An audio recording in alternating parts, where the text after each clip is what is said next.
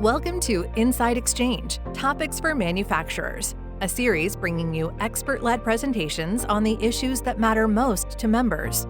The curated topics in this series feature presentations from associate members and subject matter experts through on-demand and live webinars to help Hudson Valley manufacturers. If you have topics you'd like us to explore in future episodes, contact us at info@councilofindustry.org. Let's begin.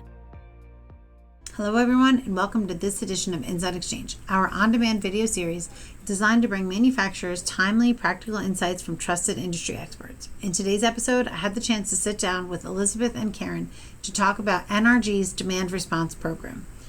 Since 2004, the Council of Industry has supported our members in navigating these complex and volatile energy markets through our energy buying consortium in partnership with NRG.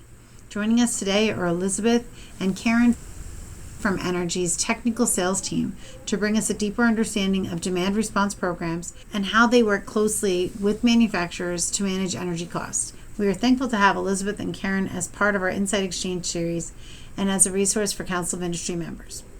Karen and Elizabeth, thank you so much for doing this. We are really looking forward to this information. I know this is important to our members and we're looking forward to getting it out there. Why don't we kick it off by you just telling us a little bit about yourself and about what we should expect over the next couple of minutes. Yeah, thank you so much. So my name is Elizabeth and I'm here with my associate Karen, and we are part of the technical sales team at NRG. And what we're here to really talk about is demand response. So you're probably wondering what demand response is and why are we talking about it, but we're definitely going to get into that. But the reason why we feel it's important to bring this to your members is because in the industry of energy, costs are rising. So what can we bring to the table that provides a solution to help reduce that cost? And we definitely have identified demand response to be a value add to most consumers, and particularly being in the C&I space as your members are, we definitely feel that they should consider this program and consider the opportunity it brings along with it. So I'm going to kind of just jump right in if we're ready. So just a little safe harbor disclosure here that's, required of NRG, and I'm just going to go right through that for you because I'm sure you're all excited to read that fine detail. But let's actually break down, when I say energy, what am I actually talking about here? So what we did is we took a customer in your zone, so everyone's located in Central Hudson, and you would be considered Zone G. What makes up the component energy? So we're talking electricity here, energy. What is the big cost components here? So you have a customer here and we broke down all the cost components within that energy, and we have a large portion being the physical energy. So we're talking like LMP, cost of power in your zone. There's another component called capacity, and that is essentially the amount of electricity that's required to service your load. And so you take everybody's businesses in New York State together and you get all of their demand, and it adds up to a number which is called capacity. And New York State is required to deliver that capacity. And that's essentially why you have the ISO, right? So they're providing stability, they're providing the fact that you turn your light switch on, you're going to have power. And so that component's capacity. Other things, we have RPS and CES, their component. That's the renewable component. Everyone's heard of the big 2030 plan in New York. So some of these cost components are derived around that. So that's why you're seeing a little bit of uptick in that area. Ancillaries and transmissions, as we're bringing on new generation, as we are upgrading transmission lines. I'm sure a lot of people around New York State have seen big transmission projects happen. So who's paying for that, right? So there's a component in your energy that's going to deliver the funds for those projects, and that's that bucket. And then you have losses. So losses are essentially, we're delivering the power to you on those lines. There's losses on those lines, and we're going to account for them. So that's the other additional bucket. But really what we identified in this bucket is that there's two manageable components. And by manageable, I mean that you can place strategic initiatives in to reduce those costs. or try and reduce those costs. And so that's what we kind of pinpointed out here. Energy, how you would manage that component is how you're purchasing your energy. That's really a whole nother topic, which we're not going to talk about here, but we do want to bring that up to you as something that NRG can help you pursue. I'm sure you're aware of that with the Council of Industry. We can come up with a strategy to help manage that large component. But today we're going to talk about the second component, which is capacity. And so with capacity being a manageable component, it comes with demand response because they really go hand in hand. And so you're taking 14% of your costs, and how can you just kind of eat away a little bit of it? And that's really where the start of this conversation comes from. So making sure that you all understand what is in your price when you're paying for that electricity. And then when you're thinking about, wow, these costs are going up, here's some strategies NRG is bringing to the table. We're going to pick apart capacity today for you. Being in New York State, right? I'm sure everyone hears in the papers that AI is coming, there's data centers coming. There's been a lot of national press actually for some states that are outside of New York State where these data centers are going. And as a consumer, you're probably just wondering, how is this going to impact me? Well, it is coming to New York State. Data centers are definitely on the horizon. And so with that increase in some of these things, you're going to see an increase in the demand, right? So that is capacity.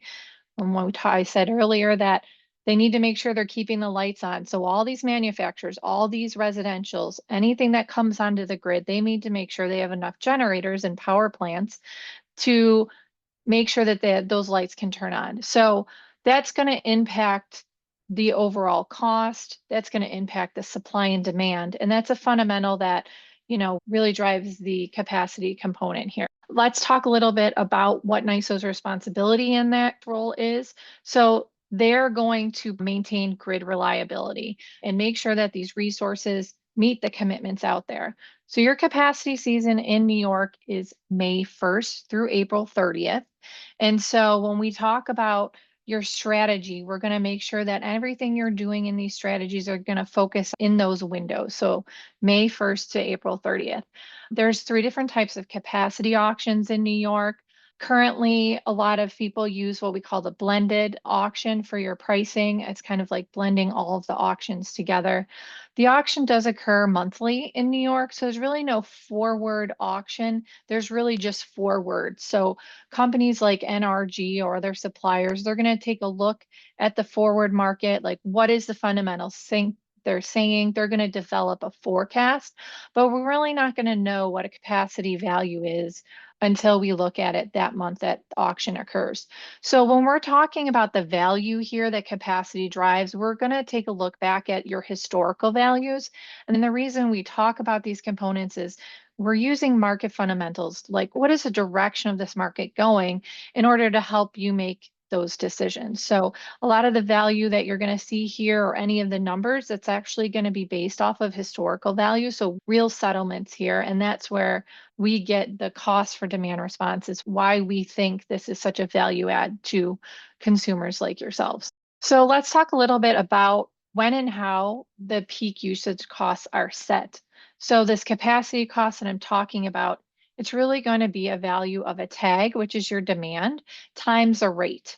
And so of those 2 components in that equation, the thing that you can actually manage is your tag itself. And so you're probably wondering, like, what is it? So it's really based upon the energy your company is using during the one NISO system peak that occurs, which is typically when load is the highest. And so this period that they're going to capture this tag is going to be either in July or August. And so when you're looking at the grid and you look at where we've had peaks, you may be thinking, well, sometimes it can be hotter in other months other than July and August, or the grid could have peaked in other months. This is true, but they're only going to take the highest peak hour on a day in the months of July or August. So it's really giving you a small window of 2 months where you can put a strategy in place to try and reduce that tag.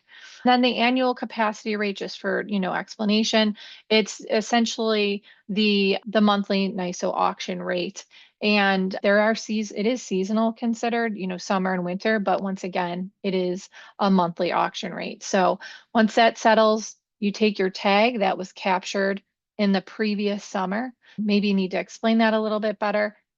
This summer in July and August, where your company was running, this is 2025, for instance, wherever your company was running on that peak hour, that's going to impact you in May of 26 through April of 27, right? So the work you've done this summer or didn't do, right, is going to impact you next year. We're presenting this to you now after the summer, but really it's going to help you put a plan in place so next summer you can hopefully go after that tag and manage that, right? You got plenty of time to kind of think about this, put a plan in place for next summer.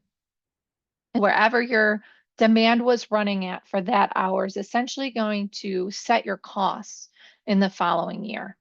So that's one, and the strategy to reduce that value, that demand of capacity, the strategy you put in place there works beautifully with demand response because the same mentality, the same reduction, the way you're going to reduce, whether it's manually or through systems, which Karen's going to talk about that in a little bit, that same plan that you put in place for that is identical to the plan that you'd want to put in place for demand response, which kind of went ahead of myself a little bit, but we essentially want to take these strategies of being conscious of your demand, right? This is something that you're really going to have to change your mindset, right? Like I said, costs are going up. We can't just keep looking and hoping one day we're going to get a lower cost. We actually are going to have to embrace a strategy.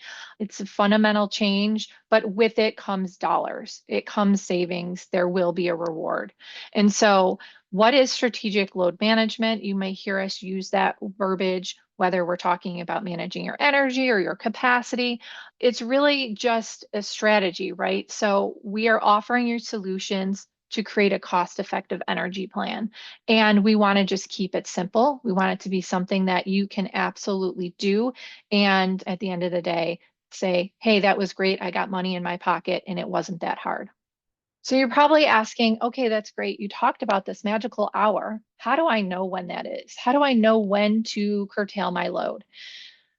So NRG, we have people like myself and Karen, we sit in portfolio services. And one of the services that we offer our customers is that we do a cap management service. And so if you're already a procurement customer with us, depending on what type of product you're on, you may already be getting this service with us. So what we're going to do is we're going to send out a notification every week and we're going to let you know, hey, is this a great week for weather? Meaning it's really hot, it's in the summer, we're going to love it, but our energy bills are going to hate it. Then you're probably going to see a lot of red on that chart. And you can see it's called NISO Peak Day Outlook. So what we're going to do there is we're going to break out every day. We're going to tell you what the percentage of the peak to date is and what the percentage of last year's peak was. So when you're looking at values over 98%, there's a likelihood that there could be a peak day. And then we're going to give you that nice bar below. So like if you're in the morning having your morning coffee and you really quickly just want to get a glance, oh, I've got 3 days I can immediately say are red. You then might want to look into the data a little more, like where are the percentages at? That forecasts out your week. That's going to give you a heads up if you need to put an action plan in place for the week. And then you'll get additional emails as to if we feel a peak is imminent for the day, you'll get notified. We'll tell you exactly what windows the day we think you should curtail your load. So we're right here every step of the way, providing you solutions to make this easy. And so this is an example of what we sent out last year. And I just wanted everyone to be familiar with it, everyone to know that we're here. We're going to provide you the guidance and the tools that you need to put these types of plans in place. And then demand response. So I haven't even really gotten to talk about it that much yet. And Karen's going to go into program specifics, but it's really as simple as the thought of get paid to power down, right? So demand response is an energy curtailment program. It is run by the New York ISO and also some of the utilities in New York State. So there's multiple programs. And what they're doing is they want consumers like yourself to say, I have the ability to curtail my load and be flexible. We're not asking you to shut down. A lot of times people hear demand response and they're like, I can't shut down. I can't do it. Nope, we're not asking for that. I mean, if you can, great. But we're really asking, this is a whole mind shift, right? Like, where can we reduce our load? And in doing so, not only is it just better for everybody, better for your overall cost, but you're actually going to get paid. You're going to get a check at the end of the year for doing so. And that's essentially what DR is. You're getting paid to reduce your load. What we like to say is be on standby to curtail. And when the grid calls upon you, which will happen in, New York has had some hot summers. They're going to call on you a couple times a year to curtail your load for a few hours, and then you're going to get paid for it. And so, why do this? Well, one, you're going to get paid for it. It's going to be part of your managed approach to reduce your cost in that capacity bucket, too, right? Because if you're doing one, you might as well do the other. But also, like, it's really going to drive the reduction for the need of new power plants in New York. It's going to overall keep the grid stable and reliable. So the whole goal really is to reduce the chance of brownouts and blackouts, which absolutely could happen with the increase in demand. So I'm going to actually turn things over to Karen now, and she's going to explain to you more of program specifics in DR and a little bit more about NRG. Awesome. Thanks, Eliz. And thank you for hosting us again. Just as an overall look at NRG, we have a very large demand response presence across the US. You can see we're in at least 6 major markets and continuing to expand also in Canada and help customers day in and day out work on reducing their load and taking advantage of lower capacity tags, which in turn means more money in your pocket. I'd like to highlight what are some opportunities across NRG and how we are experts in the market. So a couple things, and Eliz touched on a few. When we have customers in demand response, we actually install metering on site. It's no cost to you as the customer. So this metering lays on top of your existing meter at the location, and it provides redundancy for your usage at your location. It also enables us to give you access to a real-time energy management dashboard. And that dashboard is going to show how your business is performing 24/7 in using their energy over time. So that's not only helpful for you to manage on hot days, as Eliz described, but it's also helpful to manage, maybe you're doing equipment changes at your location and you're putting in something that's going to be more energy efficient.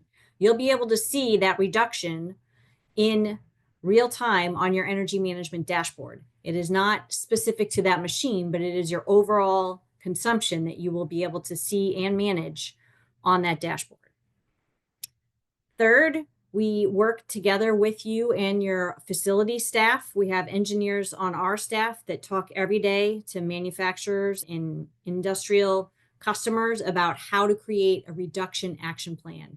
And that's the plan that you're going to have at your location specifically for actions you will take to curtail your usage if you are called upon for a demand response event.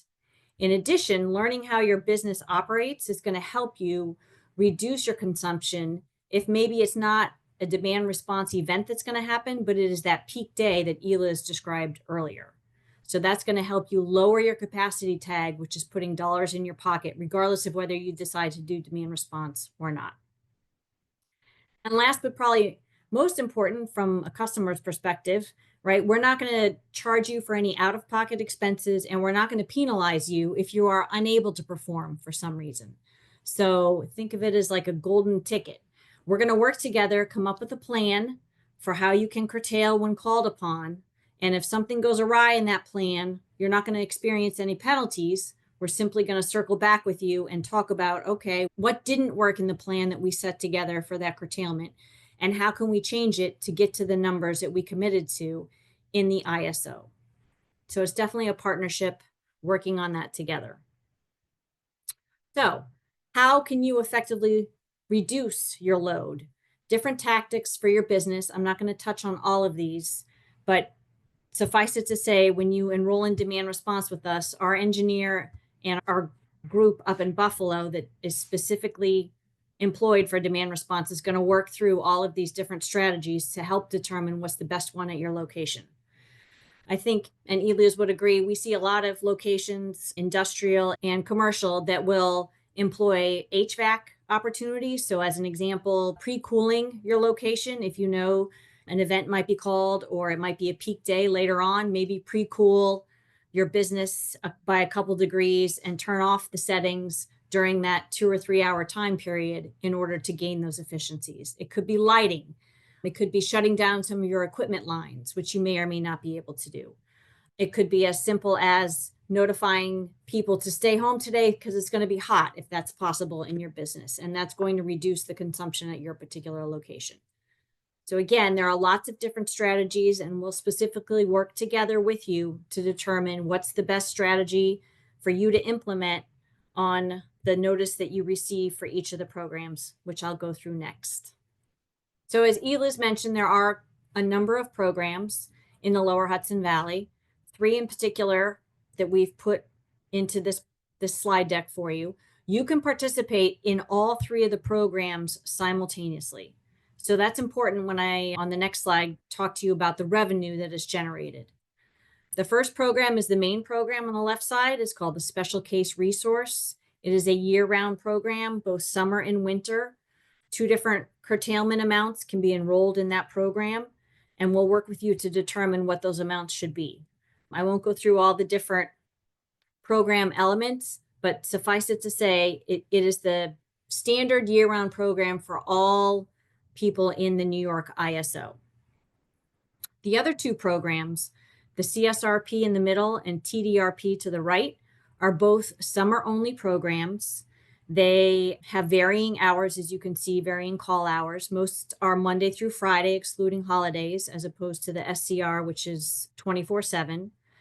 The CSRP and the TDRP are enacted when the grid hits a certain level. So 92% as an example, or 97% really in upstate. If it's at 97%, they're going to enact this program and you may be called upon. The TDRP is really flatly in extreme circumstances, emergency program if something were to really go awry. But again, you participate in the program and you will be compensated for volunteering to participate in the program, which I'll go through next. The events can range in duration from 4 hours to unlimited. As we go through the different programs and what may best fit your company, we can work through which one or all 3 would be the best fit for you and how you can participate. So let's take a look at the dollars. So on this slide, the top section on the left is 100 kW curtailment, and the bottom is 250 kW curtailment. So is that a lot? It's not a lot, depending on how big your location is and what your current capacity tag is. So 100 kW is fairly achievable at locations probably 2 million kilowatt hours and up. And as you can see, the SCR program pays around $2,300, the CSRP program about $500, and the TDRP program around $2,000. So as I mentioned, you can participate in all 3 of those programs concurrently throughout the course of a year. You can vary your KW enrollment. So if you didn't want to do 100 in the SCR program and you wanted to do a different number, it's obviously going to affect your payout, but there can be different reduction amounts if you wanted to work that way. And together on the right-hand side, you can see if you participate, if you're 3,000 or 3 million kWh, I should say, and the annual revenues are around $4,875 on the right, that's about $1.54 per megawatt hour off of your current energy price. So whoever you're buying your electricity from, that's a savings of $1.54. Jump down to the bottom at a 250 curtailment, same size customer, it's about $3.84. So almost $4 in savings off of your spend. As Eliz mentioned, when we pay out in the demand response program, which is usually after the end of a year, so usually the following August or September, we will issue the checks. Those checks come directly to you and you can choose to spend them however you want. You can put them in your energy budget. You can use them for energy efficiency projects, whatever you choose. But your performance, based on what you wanted to put into the demand response programs, is going to get you those checks.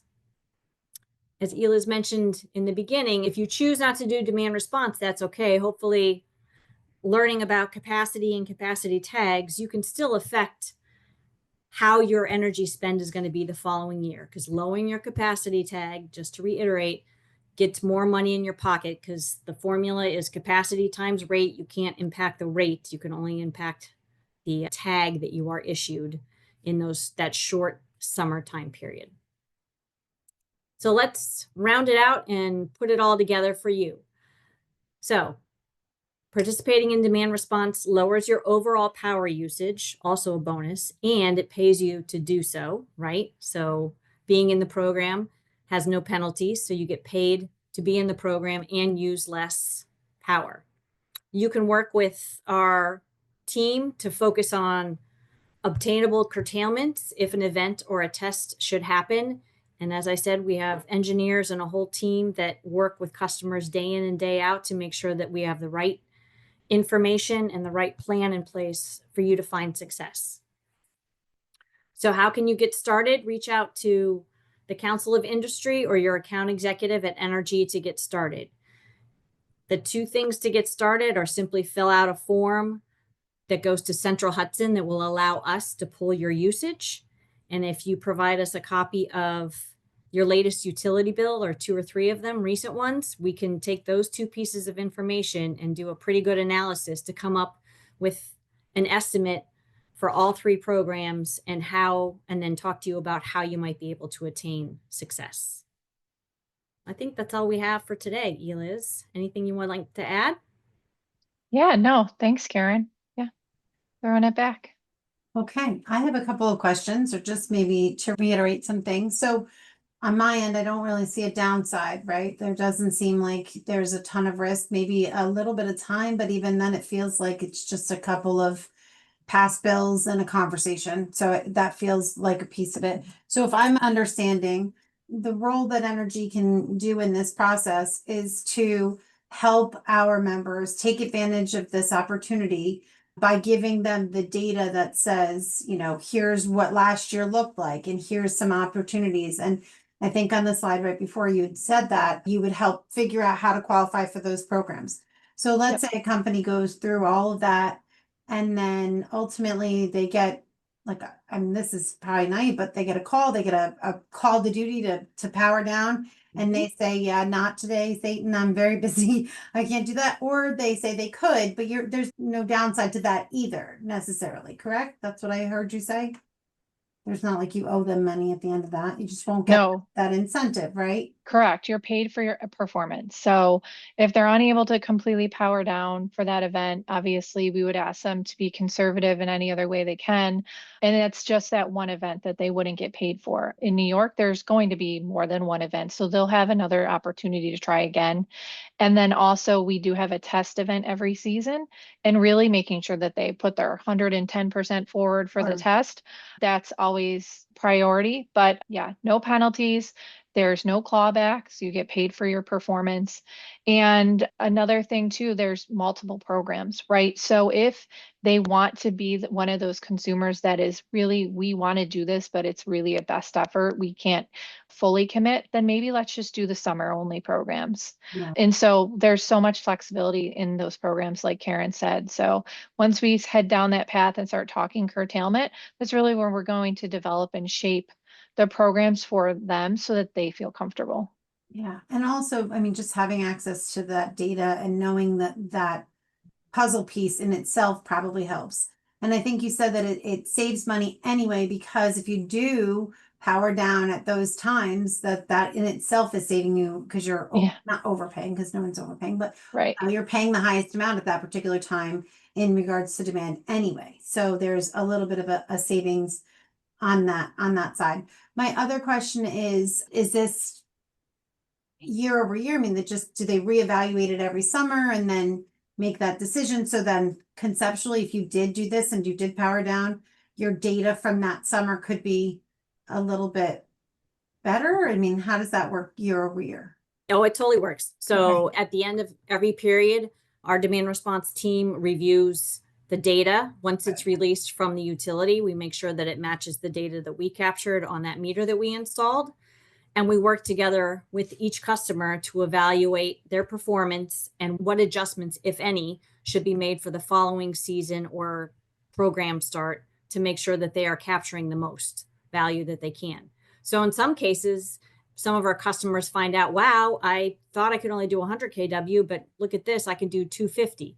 So if we only enrolled you in 100 and you can do more, bad news is you won't get that benefit the first time, but the second time around, we can enroll you for a higher amount and you'll have more money at the bottom to your bottom line the next time around. Yeah. So I think what you started with, and it's probably a nice way to summarize it too, is there's a lot of things we can't control. There's a lot of expenses that we can't control. There's, a lot that's out of our hands, particularly in the energy sphere. So taking some time, putting some thought, and for lack of a better word, energy into a bit of a strategy where you can control the controllables and perhaps be paid to do so might be just kind of worth the conversation to explore those options. So that's great. I really do appreciate it. Any final words, anything else you'd like us to say before we wrap up? No. Thanks for this opportunity. This is great. And I do hope that many of our members do reach out and have that conversation clearly with us. They can start the conversation with Harold or just from there. But I hope that it does spark some of that, because I think everyone's looking for little ways that they can, make some difference at the margin. So thank you again for your time. We really appreciate it. Thank you. You're welcome. Thank you for watching Inside Exchange, Topics for Manufacturers. We hope you found today's episode valuable. To learn more about the Council of Industry and explore additional resources, visit us at councilofindustry.org.